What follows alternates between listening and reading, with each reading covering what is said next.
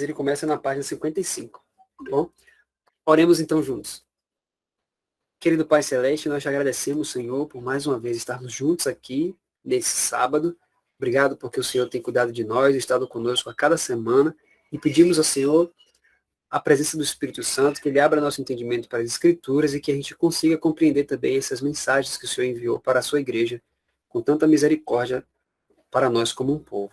Pedimos que o Espírito Santo auxilie a gente agora, nos ilumine, e é o que pedimos e agradecemos em nome de Jesus. Amém. Então, meus amados, vamos lá. No capítulo 3, aqui no início, esse sermão 3, a gente vai perceber, né? A gente estudou o sermão 2 na semana passada, e esse sermão 3 é uma continuação do sermão 2. A gente vai perceber aqui, ao longo da leitura, que esse sermão 3, ele é exatamente ainda no contexto onde os adventistas estavam tentando, né, barrar a questão do domingo ali na Feira Mundial de Chicago, né?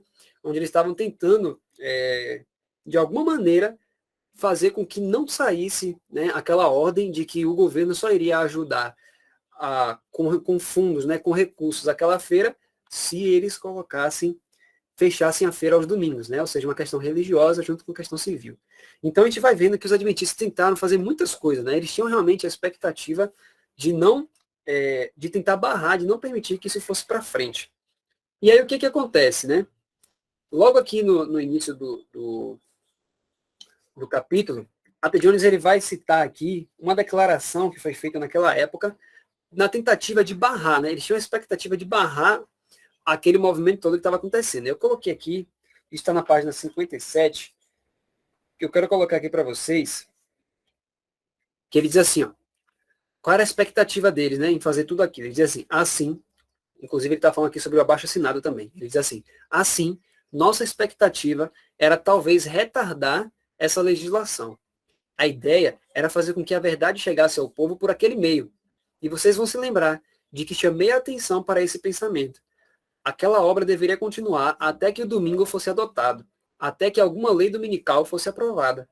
Então, nossos esforços em mobilizar petições ficariam no passado e nossa obra nessa direção deveria cessar, pois não haveria sentido em protestarmos contra o Congresso por fazer algo que já estava feito.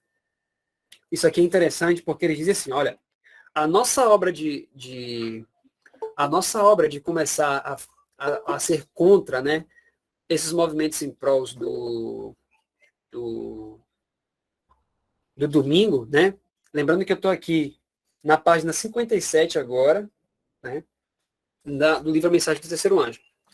Então, ele vai dizer aqui, nesse livro, que a obra deles em relação a se levantar, né, contra a questão dominical que estava acontecendo ali na Feira de Chicago, ela deveria durar, né, e também contra qualquer outra legislação dominical, deveria durar até que o Congresso aceitasse. Porque no momento que o Congresso aceita uma lei dominical, já não tem mais o que fazer. Né? Porque se eles já tinham aceitado, não tem mais o que fazer. Qual seria o argumento para poder apresentar?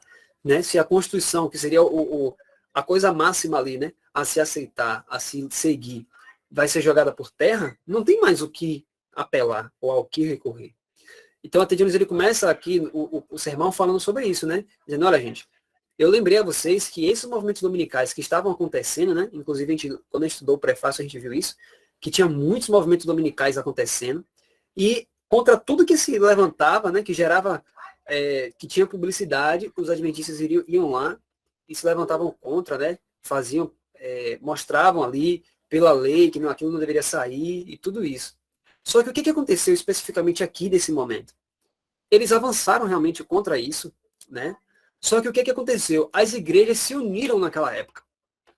Várias igrejas protestantes, elas se uniram e eles colocaram, né? Eles votaram entre eles uma resolução, e essa resolução é colocada aqui na página 57 e 58, está lá no finalzinho da página 57, que eles votaram o seguinte, ó, vou ler com vocês aqui. Ele diz assim, ó, o que as igrejas votaram? Ele diz assim, votado que nós, por meio deste instrumento, fazemos o firme compromisso de que dessa data em diante nos recusaremos a votar em qualquer membro do Congresso, quer senador ou deputado, ou apoiá-lo para que ocupe qualquer cargo ou posição de confiança, caso este venha dar o seu voto em favor de qualquer ajuda adicional. Não importa de que natureza for, para a Feira Mundial, a menos que esteja dentro das condições estabelecidas nestas resoluções. Então, o que estava acontecendo aqui? As igrejas, né, elas votaram que, assim, ó, o Estado, né, eles fizeram um firme compromisso ali, de que eles se recusariam, olha que interessante isso, eles se recusariam a votar em qualquer um que não fizesse, né, que não entrasse ali nos interesses da igreja, que não adotasse os interesses da igreja. Então, olha como a igreja protestante agora, elas se unindo, eles percebem a força que eles têm de poder fazer força diante do Senado, né? Fazer frente diante do Senado. Então, as igrejas estavam tomando ares ali naquela época, que era assim, olha, nós entendemos a força que nós temos. Então, nós não iremos, né? Nós sabemos que nós temos como influenciar a política, e nós só iríamos votar em pessoas, né, só vai ter o apoio da grande massa evangélica se você tiver de acordo com os nossos interesses. Ou seja, tem que entrar nas nossas condições. Olha só o que estava acontecendo. Né? E aí a T. Jones vai citar um rapaz chamado Richard Thompson. Eu até coloquei aqui a citação dele. Richard Thompson, onde ele diz assim, ó, esse Richard Thompson, ele diz aqui no livro que ele era ministro da Marinha durante a administração do presidente Hayes. Olha o que ele diz. Permitir que uma igreja dite de antemão que leis devem ou não ser aprovadas significa destituir o povo de sua autoridade de governar, a qual, conforme determinação do próprio povo, deve ficar em suas mãos e transferi-la a essa igreja. Então, o que ele está dizendo com isso? Ele está dizendo assim, olha, se você permite que uma igreja comece a dizer para você que lei adotar ou não, você está pegando o poder do Estado e entregando todo nas mãos da igreja. E nós sabemos pela história quão grandes problemas isso há. Existe isso. Né? Porque em que momento vocês podem lembrar da história, né? Podemos lembrar da história que isso aconteceu quando Roma, né, o Império Papal, digamos assim, né? Quando o papado estava no poder, que ele dominava o Estado. O que foi que aconteceu com o povo de Deus? Inclusive é mostrado a João em Apocalipse 17. João se admira, ele fica admirado com isso. Por quê? Porque até então João estava ali. Ele era acostumado com a perseguição, mas era de impérios que eram nações não cristãs, né, que se levantavam contra o povo de Deus para matar. Só que o que é que João se admira no capítulo 17? Porque ele vê um poder que se diz cristão matando cristãos. E por que esse poder fazia isso? Porque eles tinham o domínio do Estado. Eles dominavam o Estado. Né? Então, nesse momento, o Richard Thompson ele fala isso, que se você permite que a igreja dite que lei aceitar ou não, você está entregando todo o poder para essa igreja. E era isso que acontecia com o papado no passado. Né? E é isso que as igrejas protestantes estavam lutando para conseguir. Né? Para conseguir o poderio do Estado. Né? Então a igreja, veja que eles estavam se unindo exatamente com esse propósito. Né? Eles queriam fazer isso. E lembrando, no grande conflito, o Espírito de Profecia fala do porquê que as igrejas começam a fazer isso. Por que a igreja... Observe. Qual é a necessidade que a igreja tem de ter o apoio do Estado?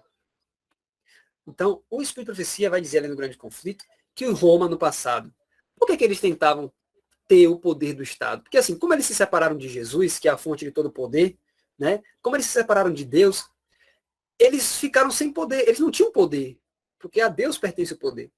Então, as coisas que eles falavam, o povo não seguia, né? Não tinha autoridade. Então, essa autoridade que vem de Deus, eles perderam. Então, para poder ter influência sobre o povo, eles sabiam que a única forma de ter influência sobre o povo seria o quê? Com as leis dos homens. Ou seja, se eles falam uma coisa, como eles queriam que o povo aceitasse, só se eles tivessem ligação com a política para poder fazer isso. E foi assim que a igreja no passado começou a se envolver em alianças políticas e se afastou completamente de Deus. E agora os protestantes, desde aquela época, estavam seguindo nas mesmas pisadas do papado. Ou seja, querendo se juntar, querendo ter o apoio completo do Estado, né? Querendo dominar o Estado. Então, aqui na página 58, quando isso começou a acontecer, né, esse capítulo não é tão grande, vocês devem ter percebido isso. Quando isso começou a acontecer, aí a T. Jones ele vai dizer o seguinte, isso aqui que é realmente impressionante quando a gente começa a ler. ele faz uma pergunta, na página 58, ele diz assim, ó, temos, por acaso, alguma outra missão a cumprir em Washington agora? Temos ainda necessidade de ir a Washington com abaixo-assinados, de participar de audiência em protesto contra a legislação religiosa? De maneira alguma. Não temos mais nenhuma missão a cumprir em Washington. Não há mais espaço para nossas petições ali. Essa é a situação atual. Ou seja, olha o que ele disse, chegou a um ponto que de tanto lutar, eles perceberam que mesmo com toda a luta, não adiantou. E os Estados Unidos jogou fora, né? Não estava nem aí para a Constituição. Eles aceitaram uma lei, né? Um projeto de lei que era contrário à Constituição. Ou seja, eles feriram a Constituição. E a gente deve lembrar, né, que a gente já estudou isso no passado, que quando a T. Jones foi, na verdade, na semana passada isso, quando a T. Jones foi para lá, para poder reivindicar, para poder falar, os governantes, eles falaram assim, ó, olha, nós não queremos saber disso. Se você veio aqui para falar de Constituição, não queremos saber, porque nós já votamos sobre isso. Então não adianta, você vai argumentar as coisas aí, mas não adianta. Porque a maioria das pessoas querem isso. Então, olha o argumento que foi utilizado, o argumento da maioria, o bem comum. Né? Então, aí a gente falou, então a gente vai fazer o que agora? Se a Constituição, né, que é o que garante o direito máximo do ser humano dentro da sociedade, foi ferida, a gente vai apelar para quem agora? Por o quê? Né? E aí ele vai continuar aqui, ó, na página 59. Aí ele vai dizer, assim, para resumir todo o assunto, não temos nenhuma missão mais a cumprir em Washington como a que já tivemos. Naturalmente, sempre que surgem situações semelhantes, ali será um bom lugar para expor nossos princípios diante dos membros do Congresso, assim como propagamos a verdade a todas as pessoas. No entanto, não temos nenhuma missão mais a cumprir lá, por meio de abaixo-assinados ou protestos contra a legislação religiosa. Isso já acabou. Bem, nessa obra que já ficou para trás, contra o que estávamos lá lutando? Contra algo já realizado ou contra a realização de algo? Contra a realização de algo. Por que protestamos contra a realização desse algo? O que falamos sobre qual seria o resultado dessa obra? A união entre igreja e Estado, a formação de uma imagem à besta. Isso aqui, meus queridos, é muito importante da gente comentar. A T. Jones, ele faz uma pergunta, ele fala assim, ó, gente, desde antes, né, a gente sabe que desde 1888 já tinha ali os governantes, movimentos, né, em prol da liberdade, da restrição da liberdade religiosa, em prol do domingo e tudo isso. E eles estavam tentando, de várias formas, colocar realmente o domingo como um dia sagrado civil nos Estados Unidos. E aí a T. Jones fala, mas até então, desde que a gente começou a se levantar contra esses movimentos, a gente estava lutando contra algo que possivelmente aconteceria ou contra algo que aconteceu? Contra algo que possivelmente aconteceria, né? Ou seja, eles não queriam permitir que algum movimento dominical conseguisse se efetivar, porque eles disseram o seguinte, olha, porque se a gente permitir que uma lei religiosa seja colocada como lei civil, isso significa união entre igreja e Estado, logo, união entre igreja e Estado é a formação de quê? De uma imagem à besta. Então, até então, antes de 1893, não se tinha a formação de uma imagem à besta. O que se tinha eram pessoas tentando fazer algo, tentando colocar uma lei dominical, tentando colocar o domingo de forma expressiva, mas eles não tinham conseguido fazer isso. Né? Eles não tinham conseguido o apoio do Congresso dessa forma, como eles conseguiram em 93. E aí, como eles conseguiram isso, né, só que agora os adventistas estavam diante de algo novo. O que era novo para eles? Olha só, na página 60, ele agora vai dizer para nós o seguinte, ele diz assim, ó, o fato é que essa obra já foi feita e não há razão mais para protestarmos contra a sua futura realização. Então, será que já não temos mais nada a fazer? Mais nada a fazer no mundo? Toda a nossa obra já se encerrou e nada mais temos a fazer no trabalho. Não pode ser realizado mais daquela forma. Então, qual é a nossa obra? Advertir contra o que já foi feito. Mas o que já foi feito corresponde à formação da imagem da besta. Será que isso não nos coloca face a face com a mensagem do terceiro anjo, conforme suas exatas palavras? Ou seja, olha o que ele diz. A formação, né, até então, antes de 93, eles protestavam contra algo que viria. Só que em 93, foi ali, né, colocado, eles aceitaram uma uma instituição religiosa dentro do poder civil. O domingo é algo que é institucional, é instituído por quem? Quem é que prega o domingo? De quem é essa instituição? Uma instituição papal. E uma instituição papal foi colocada, foi aceita por um país, né, que dentro dos seus princípios tinha esse princípio da liberdade religiosa, né, o republicanismo, o protestantismo, e foi aceito. E quando foi aceito, eles disseram, bom, agora que eles aceitaram fazer isso, isso corresponde à formação da imagem da besta. Isso a gente tem que lembrar uma coisa, né? Quando a gente fala de decreto dominical, isso precisa ficar bem claro para a gente não ter, para a gente não se equivocar no que a gente está lendo. Quando estava acontecendo isso aqui, gente, quando eles colocaram essa questão da lei na feira, perceba que a lei ela não saiu em todos os Estados Unidos, forçando as pessoas a guardarem o domingo. O que estava acontecendo era o seguinte, e lembra que a gente falou na semana passada, que tinha pessoas que antes de aceitarem, antes da lei ser aceita pelo Congresso, elas falavam assim, eu não vejo tanta coisa assim não. Eu não vejo que, porque já tinha adventistas se levantando, dizendo, gente, isso aí é problema. Né? O decreto dominical futuramente vem daí, pode vir daí, porque tem problema, porque vai se juntar a igreja e Estado. Aí tinha pessoas que ouviam, né, os adventistas falando sobre isso, e qual era a reação delas?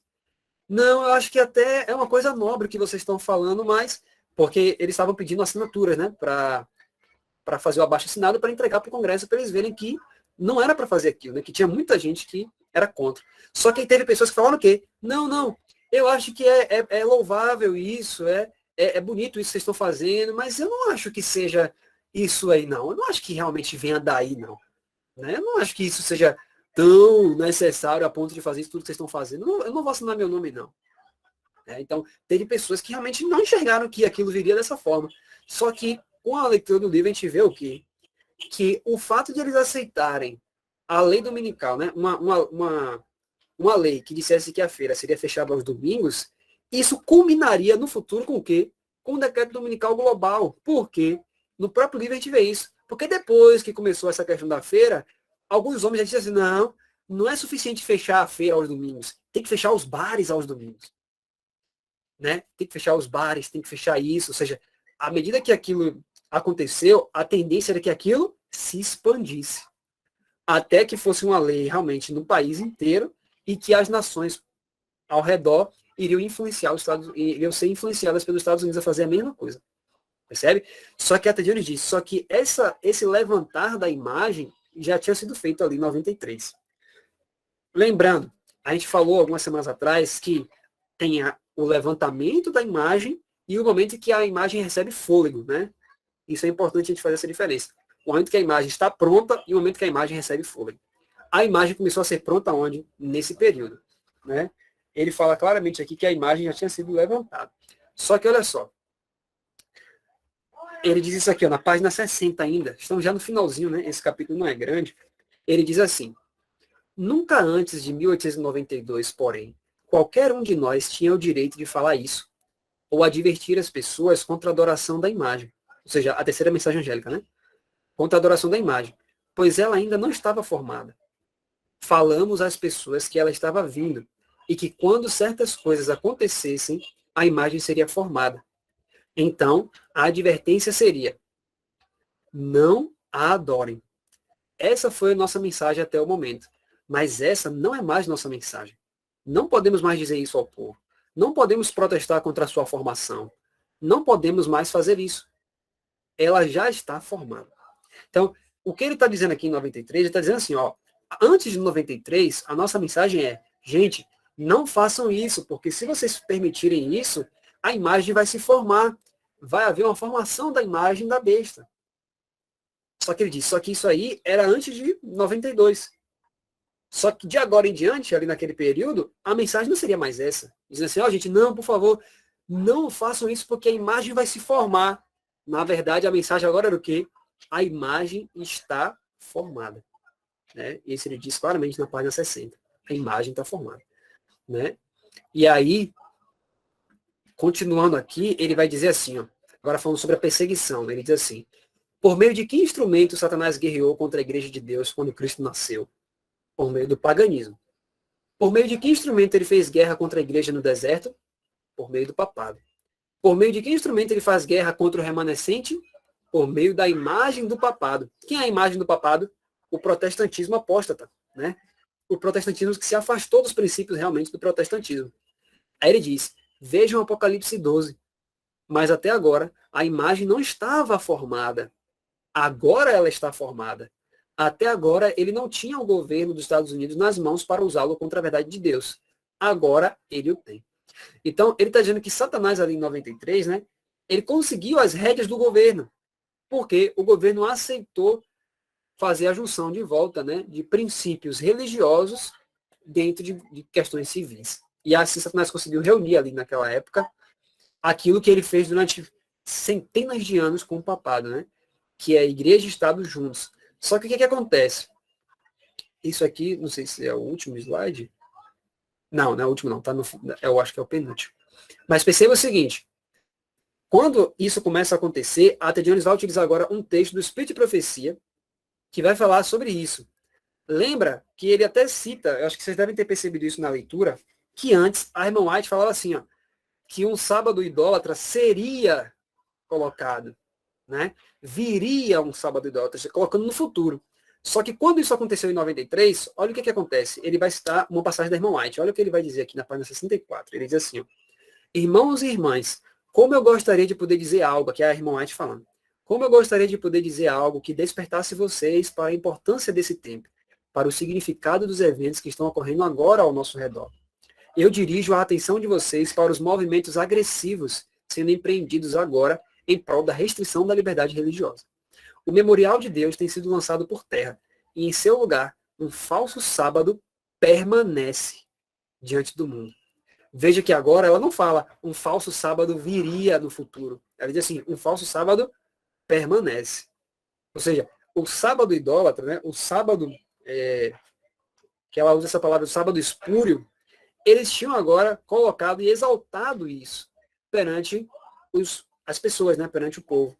Então, nesse momento que ele diz sobre isso, ele fala assim, olha, perceba que agora a irmã White não usa no futuro, ela fala no presente, quer dizer, chegou ali realmente o momento da mensagem do terceiro anjo ser levantado, ou seja, agora ali era um momento específico e perfeito para que o alto clamor começasse, se expandisse em 93, né?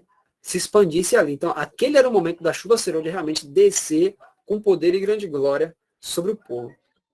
Só que, olha só, gente, antes da gente ler esse último texto, vamos pensar o seguinte. Agora aqui, nesse momento, em que ano nós estamos? 2022. 2022. E isso aconteceu em 1893. Né? Muito mais de 100 anos. Né? Muito mais de 100 anos. Então, era para acontecer. Na verdade, 130 e poucos anos, né? Era para ter acontecido, não aconteceu. Né? Mas tinha tudo para acontecer. A imagem já estava formada, tinha tudo para acontecer, gente. Não tinha mais nada. Inclusive, quando a gente olha no prefácio, nós vemos a irmã White dizendo que ali, que se o povo tivesse vivido as mensagens dadas e a advertência, tivesse ouvido a advertência, o que aconteceria? Em 94 ela fala isso, ela diz, o povo já teria recebido as boas-vindas na cidade de Deus. Por quê? Porque a imagem já estava levantada. Já estava tudo pronto o cenário para acontecer. Só que o que acontece? Não basta ter um cenário pronto. Deus tem que ter o quê? Uma igreja pronta. Por quê? Porque o cenário estava pronto. Mas o autoclamor é dado por causa do cenário? Não. Quem é que dá o autoclamor? O povo de Deus. Mas para que o povo de Deus dê o autoclamor, o que é que eles precisam? Receber a chuva serôdia. Mas para receber a chuva serôdia, né, muitas pessoas se perguntam por que Jesus não voltou ainda? Por causa da incredulidade do nosso povo, de nós, por causa da nossa incredulidade. Por quê? Porque a chuva serôdia só desce, você pode ler isso em Primeiros Escritos, página 71. O Espírito de Profecia fala, ninguém pode receber a chuva serôdia enquanto não vencer todo orgulho, egoísmo, inveja, toda tentação, cobiça, tudo isso. Se eu não venço essas coisas na minha vida, pelo poder de Cristo, eu não posso receber a chuva serôdia. Então, estava tudo para acontecer ali? Sim. Deus enviou a mensagem por intermédio de A.T. Jones, por intermédio de Wagner, por intermédio da irmã White? Mandou. Mas o povo atendeu? Não. Pelo menos não necessariamente a ponto de permitir de ter um povo preparado para que Jesus volte. Então não tinha isso naquela época, né? Mas ainda assim, olha o que aconteceu. Agora, o que Deus fala para o povo de Deus naquele período? Ele diz assim, ó, na carta 90 da Irmã White, em 1897, ela diz assim, ó, o mundo protestante erigiu significa levantou, né, edificou. O mundo protestante levantou, erigiu um sábado idólatra, ou seja, domingo, no lugar em que devia estar o sábado do Senhor. E está andando nas pisadas do papismo. Por essa razão, vejo a necessidade de o povo de Deus se mudar das cidades para campos retirados, lugares onde possam cultivar a terra e produzir sua própria provisão. Assim, poderão criar os filhos com hábitos simples e salutares. Vejo a necessidade de se apressarem para terem todas as coisas prontas para a crise. Veja que ela foi em 1897. Então, o que acontece? Né? Tinha tudo para acontecer ali. Mas Deus prescreveu uma obra específica para o seu povo também, para estarem prontos para a crise, que era o quê? Ir para o campo. Por quê? Porque quando a crise vier, digamos que realmente todo o cenário ali se concretizasse, o que iria acontecer? Nós sabemos. Ia chegar um momento, né, que haveria uma forçação de barra para que o domingo fosse colocado não só na feira, mas em todas as instituições. E também agora, como o domingo seria aceito, naturalmente o sábado seria rejeitado. Então haveria agora uma opressão sobre aquelas pessoas que se rejeitassem a guardar o domingo e a trabalhar no sábado. O sábado seria um dia de trabalho normal, forçado para você trabalhar. Então, se você estivesse, digamos, dentro de Battle Creek naquele período, ou então dentro da própria cidade de Chicago ali, naquela região ali, você teria um problema muito grande, porque você não teria acesso ao mercado, porque já seria a lei também dos mercados, né, dos grandes mercados, você não teria acesso a nada. Então, olha o que Deus falou, é agora a hora do povo de Deus sair das cidades e terem as suas coisas prontas para a crise. Isso nós podemos tirar, queridos, até para os nossos dias agora. Por quê?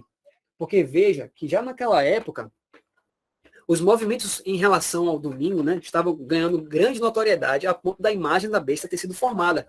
Então, olha só, no futuro, queridos, não vai haver mais uma formação de imagem da besta.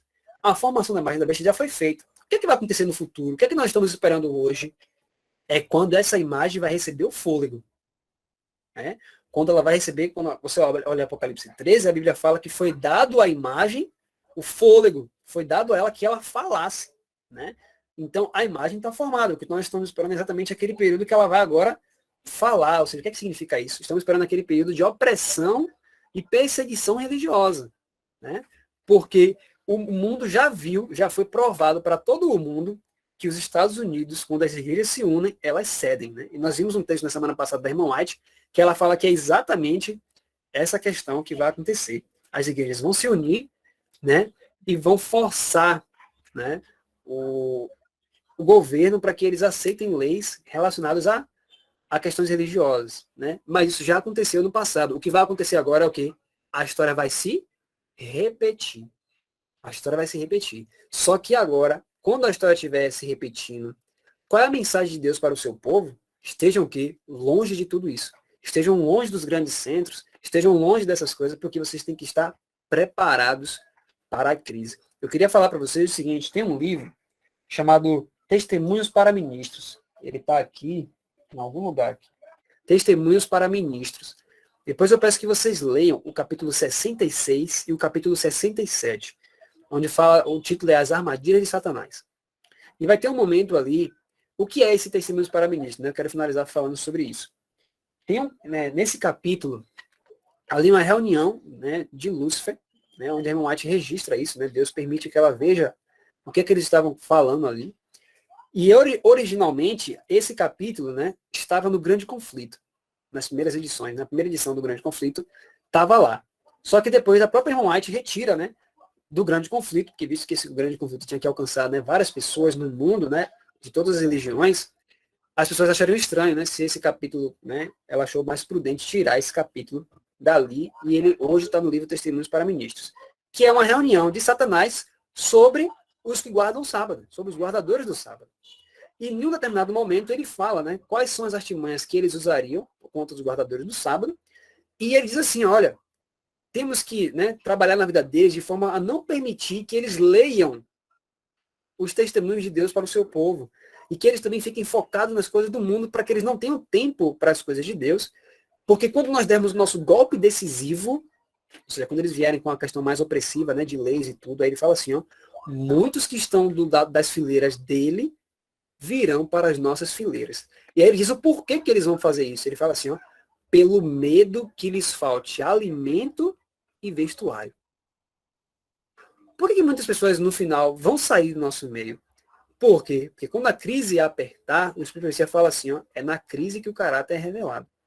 Então, quando a crise apertar, que as igrejas protestantes conseguirem o aval do governo, que vai acontecer isso a qualquer momento, como a gente já viu na história, muitos hoje que fazem parte do professo do povo de Deus, eles vão passar para o outro lado, porque vão vir medidas extremamente opressivas, gente. Extremamente opressivas. Habitar nas grandes cidades vai ser uma coisa muito terrível. Né? Então, Deus já, por misericórdia, ele falou, gente, saiam desses grandes centros e tenham um local para vocês cultivarem o alimento de vocês, porque no futuro, quem é guardador do sábado não vai ter acesso a nada. Farmácia, mercado, seja lá o que for, absolutamente nada. Né? E aí as pessoas vão ser tentadas a pensar o quê? Não, mas Deus não quer que minha família morra. Né? Deus não quer que minha família morra. Então, Deus vai permitir eu comprar no sábado. Né? E aí vão pensar que realmente Deus vai dizer assim, não, é tranquilo. Não. Deus já deu uma mensagem ó, há muito tempo dizendo assim, ó, se prepare antes, porque a guerra vem. Né? A guerra vem. Então nós vimos aqui, nesse período, né? Então esses 3 primeiros capítulos que a gente estudou, eles realmente fazem um preâmbulo, né? Eles mostram o contexto da mensagem do terceiro anjo. Por que já chegou o tempo de a gente pregar a terceira mensagem angélica? Porque aquilo que era necessário para dar o start na mensagem angélica, na terceira mensagem, já foi dado, que era o quê? A formação da imagem da besta. Então, hoje nós devemos pregar as 3 mensagens angélicas. Né?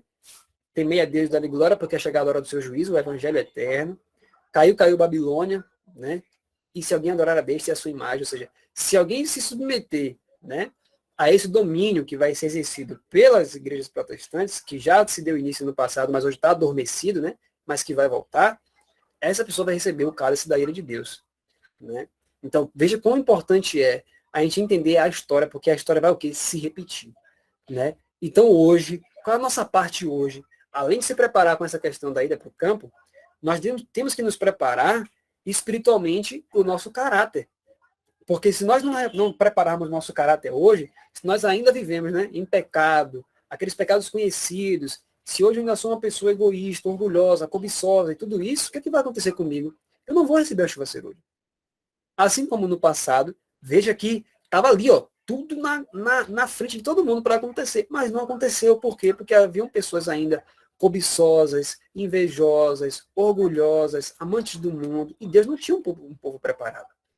Inclusive, eu acho que nos primeiros escritos, agora não me falha a memória a página, tem um momento que o Espírito Garcia fala, né, que Deus mandou um anjo, né, chegou um momento da história da Terra que Deus mandou um anjo para mandar os 4 anjos do Apocalipse soltarem os ventos, ou seja, Deus já ia permitir que a história do ser humano acabasse. Aí ela fala que Cristo olhou para a sua igreja, porque Deus viu que já tinha chegado no momento, né? Tipo assim, já tinha tudo pronto para poder ele voltar. Deus aí permitiu que o anjo fosse, porque realmente Deus também tem o desejo de voltar, né? Logo. Só que aí ela fala que Cristo olhou para a terra e viu que a igreja não estava pronta. E aí ela fala que ele chegou diante do Pai e falou, meu Pai, meu sangue, meu Pai, meu sangue, meu Pai, meu sangue. E aí, na hora, Deus manda outro anjo rápido voando para lá, para dizer para os anjos que não era para soltar, mas os anjos já estavam quase soltando. Ou seja, tudo para acontecer, todo o cenário completo, mas como não tinha um povo preparado, ainda foi estendido o tempo de graça. Né? Ou seja, Jesus Cristo queria voltar, mas ele não voltou porque não tinha uma igreja preparada. Então, se porventura, hoje a gente vê assim, né? Ah, está acontecendo isso, está acontecendo aquilo, né? A questão do planeta aí que estão falando, aquecimento global e tudo isso, eco não sei o que, eco isso, eco aquilo. Tudo bem. Pode ser que venha uma questão dominical a partir disso? Pode. Mas mesmo que venha à tona uma questão bem forte, se Jesus olhar para a Terra novamente nessa geração, porque veja, toda geração espera a volta de Jesus. Na nossa geração passada, nossos avós, com certeza eles esperavam a volta de Jesus na época deles. Mas por que Jesus não voltou? Porque na geração passada havia um povo ainda egoísta, orgulhoso, briguento, né? Não humilde. Então, Cristo não tinha como voltar naquela geração. Agora, Se novamente na nossa geração acontecer um monte de coisa que a gente está vendo acontecer, mas nós ainda formos pessoas que não alcançaram o caráter de Cristo, vai ser mais uma geração que vai se passar esperando a volta de Jesus, pregando a volta de Jesus, mas sem ver a volta de Jesus. Né? Então, que Jesus nos ajude a que, de fato, a gente leia esse livro, entenda quais foram os erros do passado do povo, entendamos que, realmente, a questão do decreto dominical, ela vai vir de uma forma inesperada, ela vai acontecer de uma forma que menos se espera, mas que, se isso vier a acontecer, é porque Deus olhou para a terra e viu que o povo está pronto, que o povo venceu seus pecados, que o povo agora reflete a imagem de Jesus, e agora sim os 4 anjos podem soltar os 4 ventos. Né? Então que realmente Deus nos ajude, porque agora, a partir de agora, no sermão 4 em diante, que a Tatiana vai começar a realmente trazer agora mensagens mais específicas para o povo de Deus em relação à preparação para a crise. Porque, olha que interessante, a crise já estava instalada. Até o sermão 3 isso fica claro. Já se instalou a crise. Como deve ser o povo de Deus agora para essa crise? E a partir da próxima semana a gente vai ver sobre isso. Qual a preparação que nós precisamos ter para estarmos prontos para quando Jesus olhar para a terra e dizer assim, não, agora sim, agora dá para enviar, permitir que tudo aconteça. Né? Então, realmente, que Deus nos ajude a que isso aconteça em nossa geração. Porque eu quero muito fazer parte, né, desse número que vão ser contados fiéis, que a Bíblia chama no Apocalipse de 144 mil. Né? Quero muito fazer parte desse número. Então vamos orar para a gente poder finalizar? Oremos juntos. Querido Pai Celestial, muito obrigado, Senhor, por estudarmos, Senhor, essas mensagens tão preciosas. Hoje nós, no Sermão 3, nós vimos basicamente, Senhor, toda a história do que aconteceu ali no capítulo 3 do livro, A Mensagem do Terceiro Anjo. E nós pedimos desde já a sua atuação, Pai, porque a partir das próximas semanas, nos próximos estudos, nós iremos estudar bastante as Escrituras, abriremos muitos textos, porque o Senhor, mediante o seu servo escolhido ali naquela época, o Atedione, o Senhor mandou uma mensagem bem específica para a sua igreja. Então eu peço ao Senhor que o Senhor nos ajude a, durante a semana agora que iremos iniciar o Sermão 4, que possamos, ó Pai, a cada dia estudar esse livro, ler a Tua Palavra e começar a compreender, Senhor, as mensagens na Escritura, do que a Escritura requer para que o Senhor tenha um povo pronto. Muito obrigado, Senhor, por estarmos aqui. E nós te agradecemos, ó Deus, por tudo. Em nome de Cristo Jesus. Amém.